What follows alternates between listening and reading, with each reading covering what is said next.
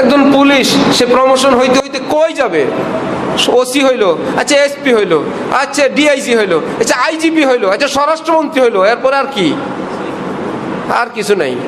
তো প্রত্যেক দিন যদি তাকে দিতেই থাকে, কোথায় নিবে? কিন্তু হযরত বলেন, ইসলাম এমন এক ধর্ম, আল্লাহ পাক এমন এক সরকার, তার বান্দাদেরকে প্রতিদিন না প্রতি মুহূর্তে প্রমোশন দিতে থাকেন। প্রতি মুহূর্তে প্রমোশন। বান্দাই সুবহানাল্লাহ বলার আগে যে স্তরে ছিল, সুবহানাল্লাহ বলার পরে ওই স্তরে নাই, উপরে উঠাই দিয়েছেন। যে আমার বান্দার একটা সুবহানাল্লাহ বলছে না, তার প্রমোশন দিয়ে দাও উপরে।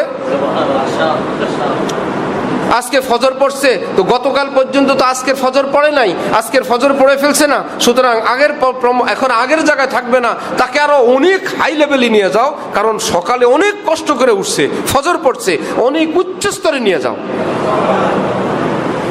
এখন একটু পরে 2 রাকাত পড়ছে, সূরা ইয়াসিন পড়ছে, আরো কিছু আমল করছে, একবার আস্তাগফিরুল্লাহ বলছে, তাহলে মুসলমান কি থেমে আছে না সব সময় উড়ে?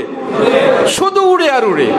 এইবার বুঝেন আল্লামা ইকবালের ছন্দ, আয় তায়রে লাহুতি উস রিজিক সে মৌত আচ্ছি। হে ইমানদার বন্ধু, তুমি তো আল্লাহর দিকে উড়ন্ত পাখি, তুমি তো সব সময় কেবল উড়ো, উঠতেই থাকো, উঠতেই থাকো। হালাল খাইলা, উড়াল দিলা, একটা মিথ্যা বর্জন করলা, আরেকটা উড়াল দিলা।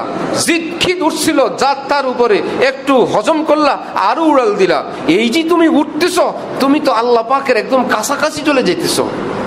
উস রিজিক সে মৌত আচ্ছি। খবরদার, এই উড়ন্ত অবস্থা এমন কোন লোকমা দিও না, এমন কোন ঢোক পান করো না, এমন কোন দানা মুখে নিও না, যার কারণে তোমার এই উড়ার মধ্যে বাধা সৃষ্টি হয়ে যায়।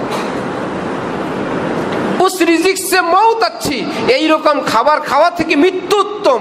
জিস রিজিক সে আতি হো পরওয়াজ মে কোতাহি, যেই রিজিক গ্রহণ করার দ্বারা তোমার উড়া বন্ধ হয়ে যায়, তোমার ডিমোশন হয়ে যায়, তুমি নিচে পড়ে যাও, এইরকম খাবার খেও না।